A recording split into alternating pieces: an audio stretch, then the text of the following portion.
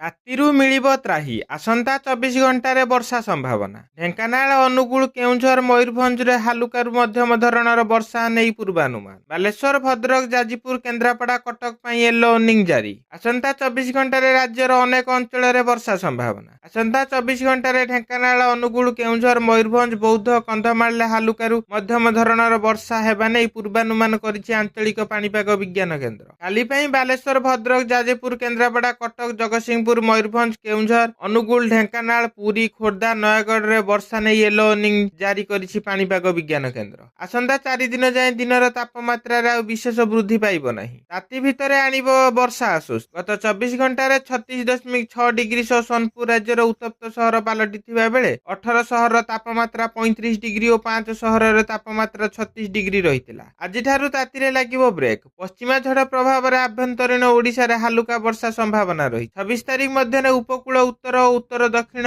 ଓଡ଼ିଶାରେ ବର୍ଷା ହୋଇପାରେ। ଆଜି ଓ ଆସନ୍ତାକାଲି ରାଜ୍ୟର କେତେକ ସ୍ଥାନରେ ବିଜୁଳି ଘଡ଼ଘଡ଼ି ସହ ବର୍ଷା ହୋଇପାରେ ବୋଲି ଆକଳନ କରିଛି ଆଞ୍ଚଳିକ ପାଣିପାଗ ବିଜ୍ଞାନ କେନ୍ଦ୍ର। ଦକ୍ଷିଣ ଛତିଶଗଡ଼ ଓ ତାର ପାର୍ଶ୍ୱବର୍ତ୍ତୀ ଏକ ଘୂର୍ଣ୍ଣିବଳୟ ରହିଛି। ଏହାର ପ୍ରଭାବରେ ରାଜ୍ୟରେ ହାଲୁକାରୁ ମଧ୍ୟମ ଧରଣର ବର୍ଷା ହେବ। ପୂର୍ବାନୁମାନ ଅନୁଯାୟୀ ରାଜ୍ୟର ଅଧିକାଂଶ ସ୍ଥାନରେ ପାରଦ ତଳମୁହାଁ ହୋଇଛି। କେବଳ ଗୋଟିଏ ସହରରେ 35 ଡିଗ୍ରୀ ପାରଦ ଅତିକ୍ରମ କରିଛି। ପାରଳାଖେମୁଣ୍ଡିରେ ସର୍ବାଧିକ 35.6 ଡିଗ୍ରୀ ରେକର୍ଡ ଓ ଭୁବନେଶ୍ୱରରେ 32.8 ଡିଗ୍ରୀ ରେକର୍ଡ ହୋଇଛି। ଛତିଶଗଡ଼ ଉପରେ ସୃଷ୍ଟି ହୋଇଥିବା ଘୂର୍ଣ୍ଣିବଳୟ ପ୍ରଭାବରେ ଆଜି ବାଲେଶ୍ୱର, ମୟୂରଭଞ୍ଜ ଜିଲ୍ଲାର ଗୋଟିଏ ଓ ଦୁଇଟି ସ୍ଥାନରେ ହାଲୁକାରୁ ମଧ୍ୟମ ଧରଣର ବର୍ଷା ହୋଇଛି। 24 ତାରିଖ ସକାଳ ସୁଦ୍ଧା ଉପକୂଳ ଓଡ଼ିଶା ସମେତ ଢେଙ୍କାନାଳ, ଅନୁଗୁଳ, କେଉଁଝର, ମୟୂରଭଞ୍ଜ, ବୌଦ୍ଧ, କନ୍ଧମାଳରେ ହାଲୁକା ବର୍ଷା ହୋଇପାରେ। ପରବର୍ତ୍ତୀ 24 ଘଣ୍ଟା ଅର୍ଥାତ୍ 25 ତାରିଖ ସକାଳ ସୁଦ୍ଧା ବାଲେଶ୍ୱର, ଭଦ୍ରକ, ଯାଜପୁର, କେନ୍ଦ୍ରାପଡ଼ା, କଟକ, ଜଗତସିଂହପୁର, ମୟୂରଭଞ୍ଜ, କେଉଁଝର, ଅନୁଗୁଳ, ଢେଙ୍କାନାଳ, ପୁରୀ, ଖୋର୍ଦ୍ଧା, ନୟାଗଡ଼, ବୌଦ୍ଧରେ ଘଡ଼ଘଡ଼ି ସହ ବର୍ଷା ହେବ। ସେପଟେ ତାତି ବଢୁଥିବାରୁ ଏହାକୁ ଦୃଷ୍ଟିରେ ରଖି ଆଗୁଆ ସତର୍କତା ଜାରି କରିଛନ୍ତି